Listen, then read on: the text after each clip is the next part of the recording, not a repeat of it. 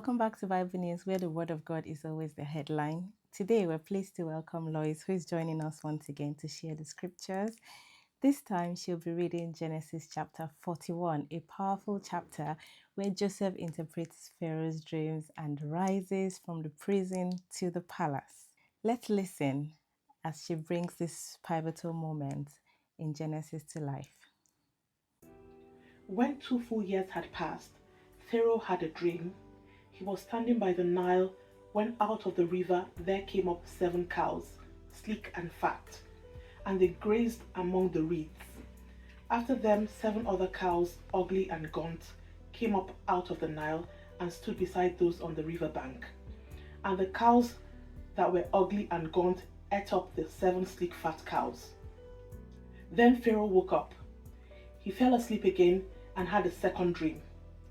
7 ears of corn, healthy and good, were growing up on a single stalk. After them 7 other ears of corn sprouted, thin and scorched by the east wind. The thin ears of corn swallowed up the 7 healthy full ears. Then Pharaoh woke up. It had been a dream. In the morning his mind was troubled, so he sent for all the magicians and wise men of Egypt. Pharaoh told them his dream, but no one could interpret them for him. Then the chief cupbearer said to Pharaoh, "Today I am reminded of my shortcomings. Pharaoh was once angry with his servants, and he imprisoned me and the chief baker in the house of the captain of the guards. Each of us had a dream the same night, and each dream had a meaning of its own. Now a young Hebrew was there with us, a servant of the captain of the guard. He told him our dreams, and he interpreted them for us, giving each man the interpretation of his dream. And things turned out exactly as he interpreted them to us. I was restored to my position, and the other man was impaled." So Pharaoh sent for Joseph, and he was quickly brought from the dungeon. When he had shaved and changed his clothes, he came before Pharaoh. Pharaoh said to Joseph, "I had a dream, and no one can interpret it. But I have heard it said of you that when you hear a dream, you can interpret it." "I cannot do it," Joseph replied to Pharaoh, "but God will give Pharaoh the answer he desires." Then Pharaoh said to Joseph, "In my dream, I was standing on the bank of the Nile, when out of the river there came up 7 cows, fat and sleek, and they grazed among the reeds. After them 7 other cows came up, scrawny and very ugly and lean. I had never seen such ugly cows in all the land of Egypt. The lean, ugly cows ate up the 7 fat cows that came up first. But even after they ate them, no one could tell that they had done so. They looked just as ugly as before. Then I woke up. In my dream, I saw 7 ears of corn, full and good, growing on a single stalk. After them 7 other ears sprouted, withered and thin and scorched by the east wind. The thin ears of corn swallowed up the 7 good ears. I told this to the magicians, but none of them could explain it to me." Then Joseph said to Pharaoh, "The dream of Pharaoh are one and the same. God has revealed to Pharaoh what he is about to do. The 7 good cows are 7 years, and the 7 good ears of corn are 7 years. It is one and the same dream. The 7 lean, ugly cows that came up afterwards are 7 years, and so are the 7 worthless ears of corn scorched by the east wind. They are 7 years of famine. It is just as I said to Pharaoh. God has shown Pharaoh what he is about to do. 7 years of great abundance are coming through the land of Egypt, but 7 years of famine will follow them. Then all the abundance in Egypt will be forgotten, and the famine will ravage the land.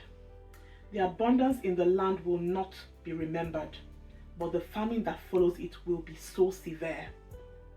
The reason the dream was given to Pharaoh in 2 forms is that the matter has been firmly decided by God, and God will do it soon. And now, let Pharaoh look for a discerning and wise man and put him in charge of the land of Egypt. Let Pharaoh appoint commissioners over the land to take 1/5 of the harvest of Egypt during the 7 years of abundance. They should collect all the food of these good years that are coming and store up the grain under the authority of Pharaoh to be kept in the cities for food. This food should be held in reserves for the country to be used during the 7 years of famine that will come upon Egypt, so that the country may not be ruined by the famine. The plan seemed good to Pharaoh and to all his officials. So Pharaoh asked them, "Can we find anyone like this man, one in whom is the Spirit of God?" Then Pharaoh said to Joseph, "Since God has made all this known to you, there is no one so discerning and wise as you. You shall be in charge of my palace, and all my people are to submit to your orders. Only with respect to the throne will I be greater than you." So Pharaoh said to Joseph, "I hereby put you in charge of the whole land of Egypt." Then Pharaoh took the signet ring from his finger and put it on Joseph's finger. He dressed him in robes of fine linen and put a gold chain around his neck. He made him ride in a chariot as his second in command, and people shouted before him, "Make way!" Thus he put him in charge of the whole land of Egypt.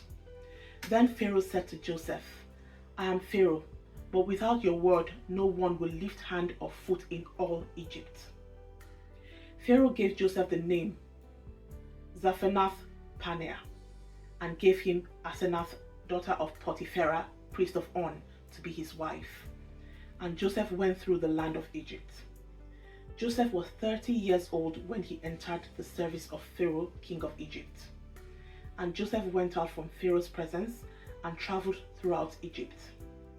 During the 7 years of abundance, the land produced plentifully. Joseph collected all the food produced in those 7 years of abundance in Egypt and stored it in the cities. In each city, he put the food grown in the field surrounding it. Joseph stored up huge quantities of grain like the sand of the sea. It was so much that he stopped keeping record because it was beyond measure. Before the years of famine came, 2 sons were born to Joseph by Asenath, daughter of Potipharah, priest of On. Joseph named his firstborn Manasseh and said, "It is because God has made me forget all my trouble and all my father's household." The second son he named Ephraim and said, "It is because God has made me fruitful in the land of my suffering." The 7 years of abundance in Egypt came to an end, and the 7 years of famine began, just as Joseph had said. There was famine in all the other lands, but in the whole land of Egypt there was food. When all Egypt began to feel the famine, the people cried to Pharaoh for food. Then Pharaoh told all the Egyptians, "Go to Joseph and do what he tells you." When the famine had spread over the whole country, Joseph opened all the storehouses and sold grain to the Egyptians, for the famine was severe throughout Egypt. And all the world came to Egypt to buy grain from Joseph, because the famine was severe everywhere. Lois for Bible News. From the prison to the palace. Joseph's story reminds us that God's timing is perfect and his plans are always unfolding, even when we can't yet see them. I would like to encourage every one of us to stay rooted in the Word. Until tomorrow, God bless you. Kenny for Bible News. Is a lamp unto my feet and a light unto